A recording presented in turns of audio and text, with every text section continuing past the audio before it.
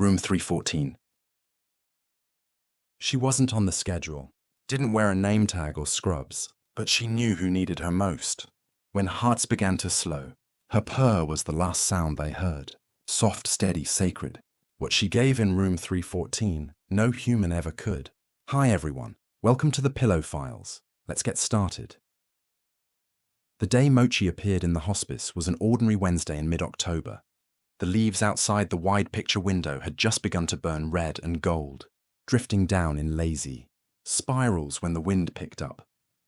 Inside the pale green walls of Pinebrook Hospice, the scent of antiseptic hung heavy. Nurses hurried along the corridors, pushing carts of medications, adjusting IV lines, or pausing to offer quiet reassurance to residents and families in the common area. None of them noticed at first the delicate, matted shape that padded through the break room door. Nurse Jenna Thompson was the first to see her. She had been loading fresh linens into the small linen closet when she heard the soft jingle of a collar. At first, she thought someone's child had wandered in. But when she turned her head, she found a cat, scraggly, thin as a rail with a pale, swarthy coat spattered with clumps of dried mud. One ear curled over like a crumpled bookmark. Her face was streaked with dust, and her eyes were an odd pale green, soft but watchful. Mochi, so named by Jenna's 4-year-old niece, who thought the cat resembled a moonlight snack, stepped forward and sat down beside the linen shelves as if she'd arrived for her shift. She stared at Jenna as though she belonged there. Hello there, Jenna said, crouching. The cat dipped her head and blinked. Jenna held out a hand. You hungry? Mochi rolled onto her side, baring her belly, as though that gesture meant, I accept your offer of friendship, dear human. Jenna reached for a leftover turkey, sandwich in her cooler, broke off a small bit of bread, and placed it on the break room floor. Mochi's whiskers twitched before she hesitated, stretched, and devoured it in 2 polite bites. Jenna knelt, opening her heart as though the cat represented everything that was missing in her day. A moment of calm, a brush of fur, a living, breathing soul who asked for nothing beyond a scrap of kindness. She called animal control, but dogs and cats on the Blackwood Road shelter list were typically older, unadoptable, put down within days. She couldn't bear the thought. Jenna scooped Mochi into her arms and wrapped a spare blanket around her, then marched to the nurse manager's office, cradling the cat like an emergency. Look what I found, Jenna said, entering. Nurse manager Elaine Park peered up from her paperwork, eyebrows raised. Oh, Elaine said, startled. Is that a stray? Jenna said. I brought her in to save her from the pound, but I can't take her home. Could we keep her here? Just long enough to find a foster or even… She paused, voice catching. Maybe she can stay. Elaine put a hand to her chin. We can't exactly have animals roaming a hospice, she sighed. But we do have that old utility closet in the back hallway. Staff break room adjacent. If she's quiet, maybe we can keep her overnight. We have a volunteering student who's asked about bringing a pet therapy dog. Perhaps, well, maybe we could designate her as an unofficial therapy cat. She's awfully thin. Malnourished, Jenna finished. Probably been on the streets. For weeks. I can give her the name, Mochi, since she matches my niece's favorite snack. I'll start making calls to local rescue groups. Elaine nodded. Okay, just let's try not to let her roam freely. We don't want her startling residents in the middle of the night. And so Mochi's hospice residency began. At first, no one was certain what to make of her. Staff noticed that she appeared at the end of hallways, curled around the base of oxygen tanks, or nuzzled under a supply cart. She struck a curious figure, a tiny cat in a world of quiet, burdened suffering. Residents often lay in their beds, staring at the ceiling, uncertain about what awaited them in the final weeks or months of life. Some slept most of the day. Others watched the television on a low volume or dozed in chairs near the windows, where sunlight wavered across the tiled floor. One day, an elderly woman in room 102 motioned Jenna over. The cat, she rasped. She's in my room, on my pillow. Jenna hurried to her side. The woman, Mrs. Carver, had advanced pancreatic cancer. Her face looked drawn, as if life itself had receded from her body. Mochi lay on the pillows, her belly rising and falling with gentle breaths, head resting beside Mrs. Carver's throat. Despite her weakness, the woman managed a soft smile. "She's pretty," she whispered. "She reminds me of Snowball, my daughter." Mochi hopped off the pillow and padded away, disappearing into the hallway. "She's a good cat," Jenna said, touching Mrs. Carver's hand. "She'll be back later." Over the next week, Jenna and other staff watched as Mochi discovered a pattern. Whenever a patient lingered in respiratory distress or exhibited an elevated pulse, Mochi would quietly slip into their room without blinking. She never triggered alarms or pawed at life support. Instead, she settled on the patient's chest, where her gentle purr vibrated like a metronome, an ancient lullaby. Nurses believed the vibration stimulated breathing, slowed heart rate. They speculated that the presence of a warm, soft feline companion reminded patients who might otherwise feel alienated or frightened, reassuring them that someone cared. It wasn't long before word spread. Mochi had become the whisper nurse. She bore no vest, held no certifications. She arrived unannounced, heralded only by the faint click of her nails on tile. No collar jingled. She required no paraphernalia, just a gentle stroke, a kind word. Even the most withdrawn soldiers, medical personnel, and volunteers looked forward to her visits. The hospice had echoing silence in the night. The only sounds were the beep of monitors, the rustle of nurses changing dressings, and the soft moans of patients in pain.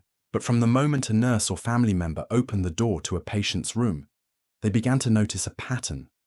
Mochi would be there, as though she had been waiting. Everyone who witnessed her arrival felt a certain hush, an unspoken relief, that someone, at least, watched over them.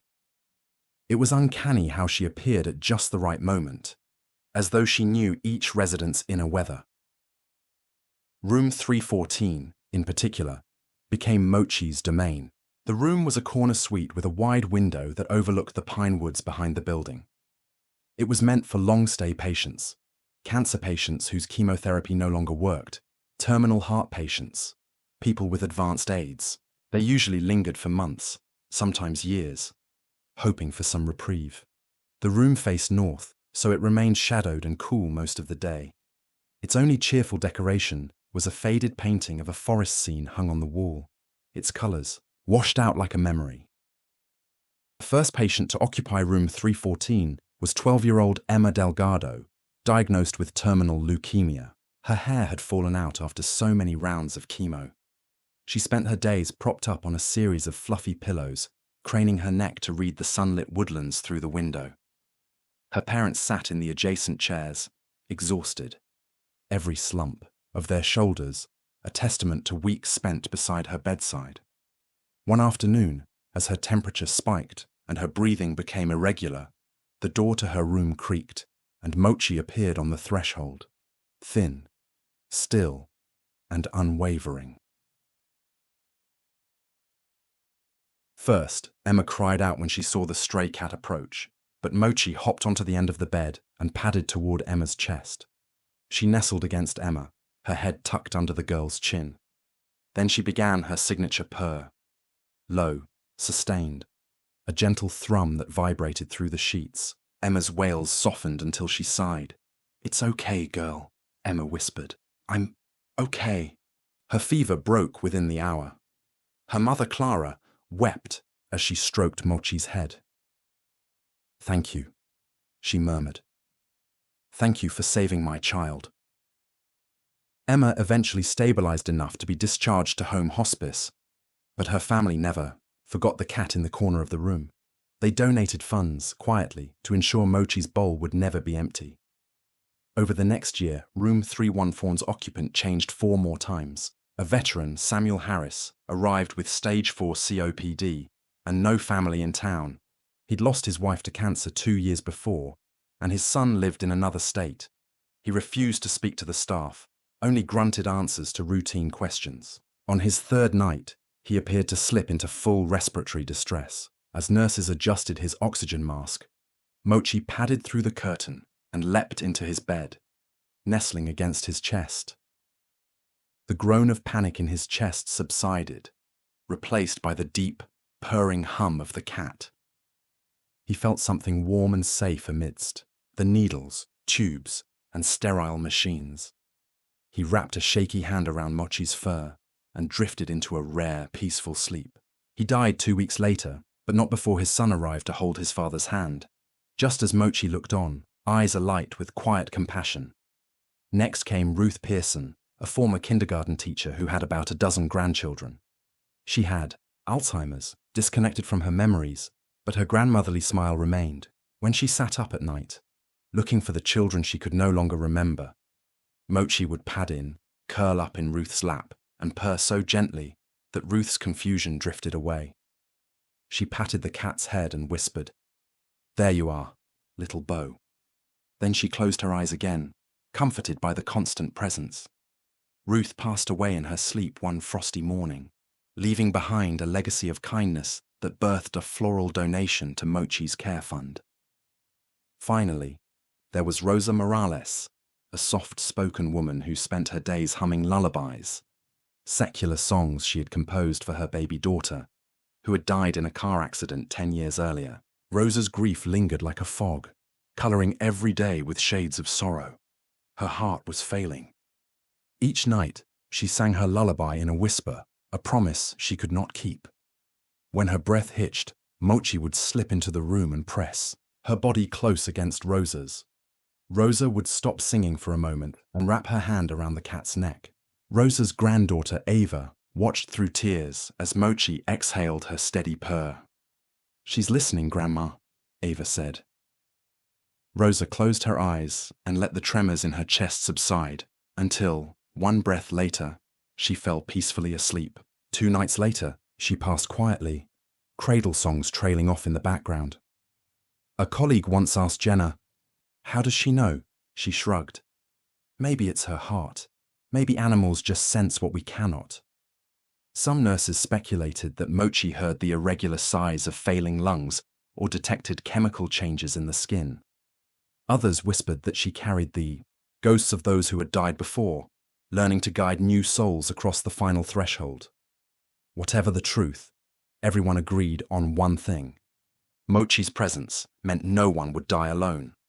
Then, one cold January morning, when the gravel drive, sloped with ice and the heat vents only whispered warmth, Mochi stopped appearing in any room. She stopped showing up for breakfast in the break room. She vanished without a trace. The director, Ms. Walker, issued a memo. "Have you seen the hospice cat? She's been AWOL for 3 days. Please check behind carts, under beds, in supply, closets. She's not harming anyone. We just need to know where she is." Nurses called their families, scoured the building, but no one found any sign of her. Only the faint aroma of dry kibble in the break room hinted that she had been there. On the 4th day, Jenna discovered her. The light in the supply closet flickered as she opened the door to fetch extra sheets.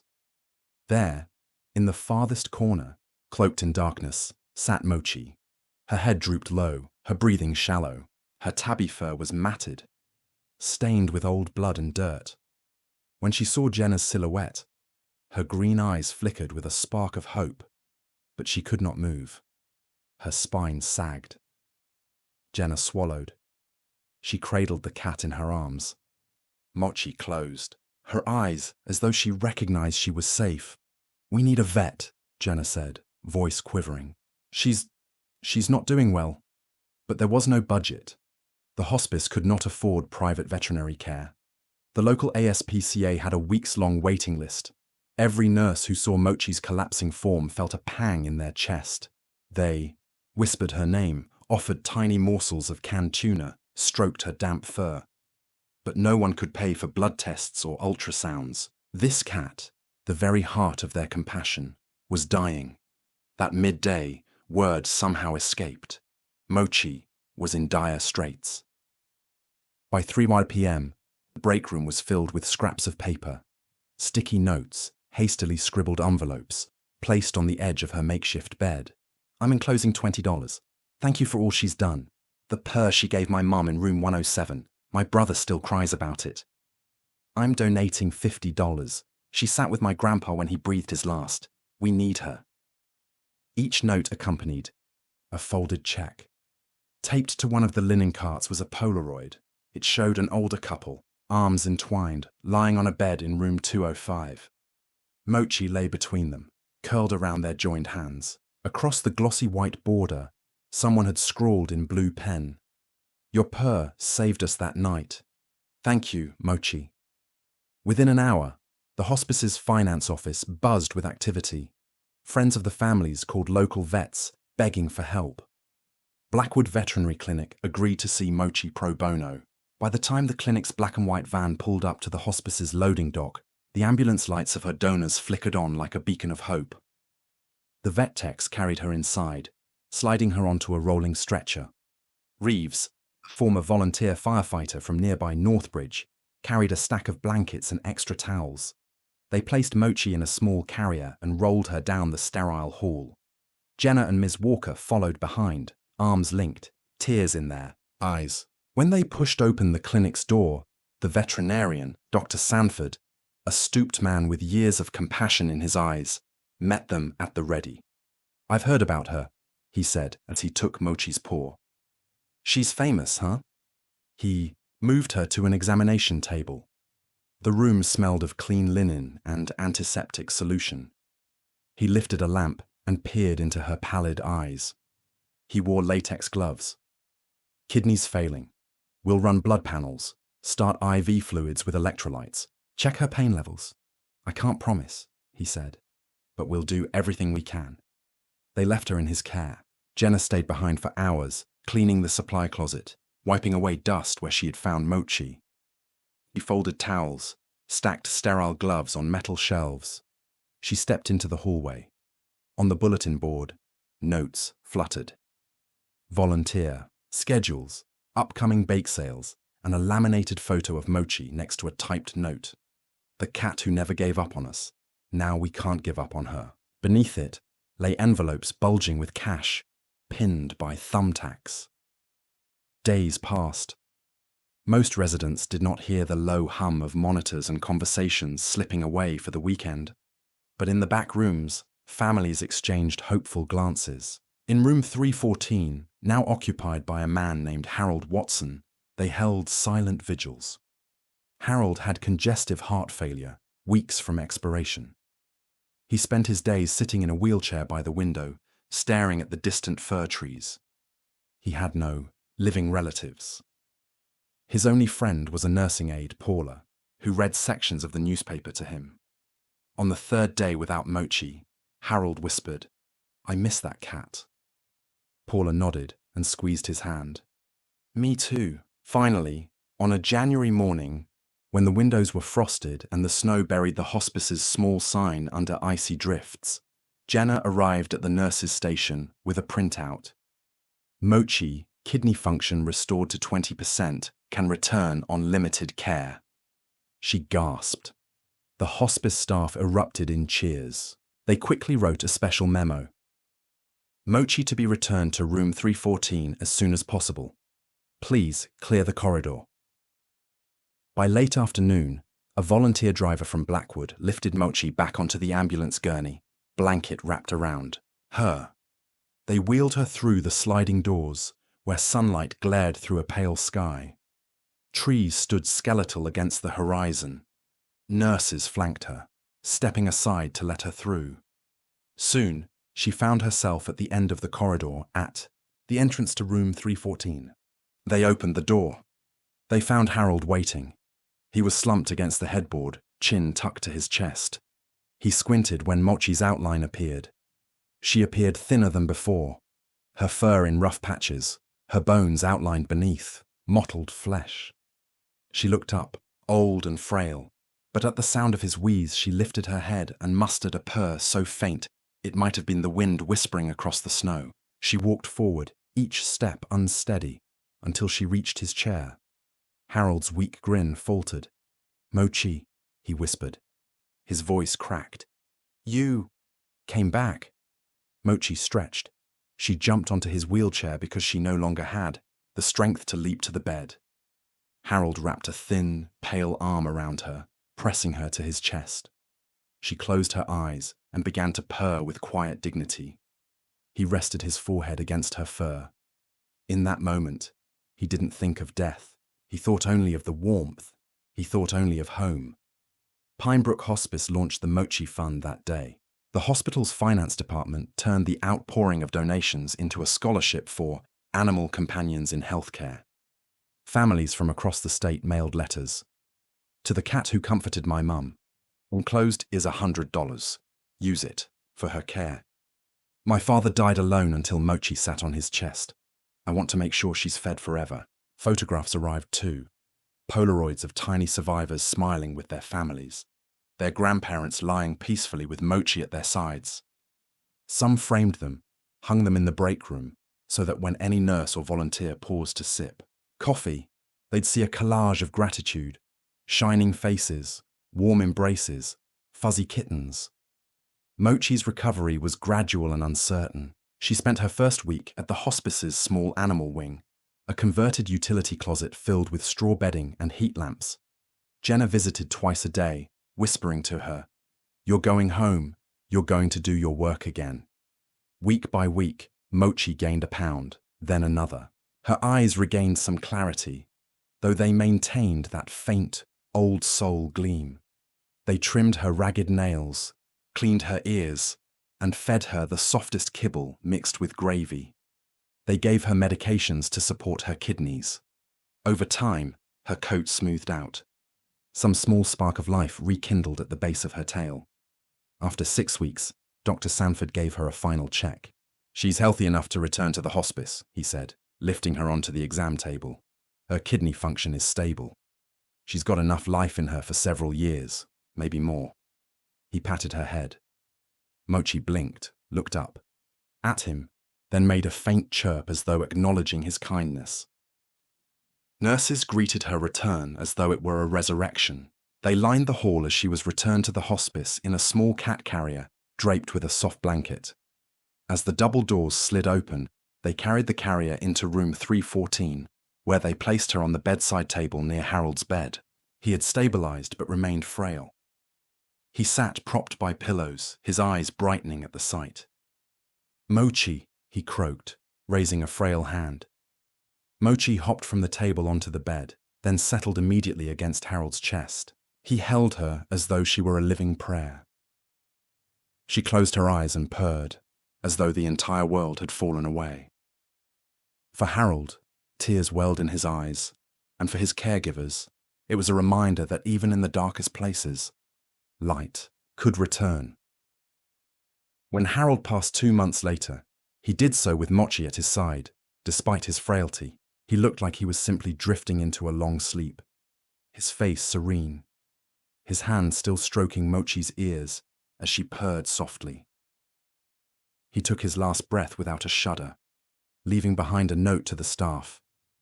"Thank you. She saved me." Years passed. The original hospice building still stood on the edge of town, surrounded by stately elms. The break room transformed. A new coffee machine, a bigger refrigerator, a flat-screen TV. Photos of Mochi's past residents and their families were displayed in a thick wooden frame beside a plaque. "The Whisper Nurse, in memory of all who rested in room 314, with a friend beside them." Mochi herself aged slowly. Her pale green eyes clouded with cataracts. Her gait became tentative, paws stiff, back hunched in that odd way cats sometimes did. She spent her days sunning herself on a cushioned window seat in the nurse manager's office. Each morning, she trotted to room 314, descending on arthritic legs down the hall. She no longer bounded onto beds but climbed carefully. She remained there as long as the curtain was drawn, until she felt a tremor of life in the room. One winter evening, as snow fell in fat, lazy flakes outside the sliding glass doors, a new patient arrived in 314, a young man named David Nguyen. He had advanced muscular dystrophy and had come home to die. Parents wheeled him into the room late in the afternoon, propping him against a bed positioned to face the window. He was dressed in loose sweats, eyes hollow, mouth taut. He didn't seem to notice the nurse bustling around, changing his sheets or starting his IV. He looked more like a guest at a funeral than a patient. His breathing was shallow, his pulse a soft whisper beneath his thin chest. As the nurses finished, they stepped out. In the silence, David closed his eyes, tears slipping from his lashes. All he could remember was running with his brother in springtime fields, playing games, feeling the rush of wind. Now his arms would not move to reach for a soccer ball. Now his legs could not carry him. Now he lay tethered to tubes and worried glances, with the knowledge that soon he would be gone. At that moment, Mochi padded in. Her shoulders drooped, her coat greying around her muzzle. She inserted herself at the foot of the bed, her deep purr already vibrating through the thin mattress. David's eyes fluttered open. He stared at her, confusion twisting his expression. The lights in the room were dim. He blinked again. The cat's purr was steady, an anchor in the swirling sea of his fear. Mochi climbed up anyway, having judged the mattress's softness adequate. She nestled against his chest, her head his only pillow, and purred as if affirming, "You are not alone." David's lip quivered. He reached out, but his hand trembled so violently, he collapsed into the pillow. Tears rolled down his cheeks. Mochi nuzzled his wrist, then closed her eyes, returning to her steady rhythm. David's father, Mai, watched from the doorway, uncertainty pinching his chest. He knelt by the bed and joined his son's hand with his own. "Mochi," he whispered, "thank you." The cat merely lifted her head briefly, blinked, then resumed her vigil. Over the next 2 nights, David's condition wavered. At times, his breathing spiked into painful gasps. The staff prepared for the inevitable. But each time his family wept, by his side, Mochi appeared, slipping in and settling at his side. She greeted each nurse, head-butting their legs, as though saying, "Take me to him." And then, once more, she purred, weaving a cocoon of comfort around him. On the dawn of the 3rd day, David's breathing steadied. His fever broke. A nurse, named Tony, placed a tracheotomy mask over his face and saw that his oxygen saturation had stabilized. David's chest rose and fell with safe regularity. He even blinked once, as though coming to life after a long sleep. Mai stepped forward, clasped his son's hand, and whispered, "Stay with us. Please stay." David nodded, though it cost him a tremor of pain. He opened his hand and scratched Mochi's head faintly. Mochi responded with a soft trill and leaned into his fingers. The room felt lighter then, as though a great weight had lifted. It was not a cure. David still faced weeks in hospice, but it was a reprieve from despair. He closed his eyes and drifted into a sleep that did not seem haunted by fear. The Hospice Administration eventually established the Mochi Endowment Fund, where each year families, veterans, children, and strangers contributed money to support the cat's medical care, food, and comfort. The fund allowed Pinebrook to allocate a small budget line for companion animal therapy, ensuring that any patient could request her presence. Local schools began reading campaigns, inviting 3rd graders to pen letters to the Whisper Nurse. The facility's annual fundraising gala featured a framed portrait of Mochi in a simple silver frame. Her fur ruffled, one ear bent, those pale green eyes full of warmth as she stared into the camera. Guests bid on the painting, raising thousands of dollars for hospice programming. Mochi herself grew older. Her steps became slower. She spent more time in the sink's warm morning rays, napping as though savoring each passing moment. The nurses built a special platform bed for her in the hallway outside room 314, a raised shelf lined with memory foam and plush blankets. There she lay, watching faces move in and out of the rooms as though she scanned the corridors for any soul in need. At night, She retreated behind the linen cart, where it felt warmer, cleaner. She slipped out for rounds around midnight and visited each room, hissing if someone sought to remove her from the bed. She settled next to oxygen tanks, old rocking chairs, beds with rattling monitors, and did not leave until the dawn shift arrived. As winter melted into spring for several years, countless patients, children, veterans, mothers, fathers, spouses, received her final gift. She died, momentarily, in the arms of a woman who clutched a photograph of her granddaughter. Mochi's presence gave this woman the courage to call her granddaughter's schoolteacher and apologize for missing her recital. Others found a spark of hope to hold their loved ones close. Some even found the strength to forgive long-held grudges, if only in their last moments. Finally, the day came when the hospice staff gathered in hushed solemnity. The janitor, Roger, discovered her curled on her last platform bed in front of room 314. She was still, as though she waited for someone. He called for Nurse Thompson to verify. Jenna knelt beside her, feeling the faint warmth still pulsing beneath her fur. She reached over, stroked Mochi's ears. Kale's last purr was a faint whisper, a flutter of breath. Her eyes closed gently, her body relaxed. The staff loved her, honored her, but none of them had the heart to simply place her in a drawer of deceased records. Instead, they carried her in a blanket to the courtyard, where morning sunlight sifted through blooming lilacs. A small, wooden marker was placed next to her.